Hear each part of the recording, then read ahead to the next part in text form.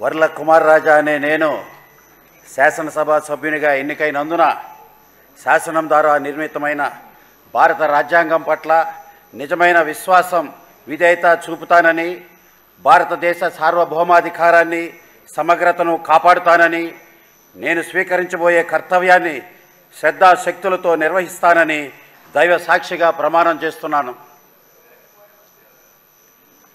ఆంధ్రప్రదేశ్ శాసనసభ సభ్యుడిగా వర్ల కుమార్ రాజా అనే నేను సభా నియమాలను కట్టుబడి ఉంటానని, వాటిని అనుసరిస్తానని, సభా మర్యాదలను పాటిస్తానని, సంప్రదాయాలను గౌరవిస్తానని దైవ సాక్షిగా ప్రమాణం చేస్తున్నాను.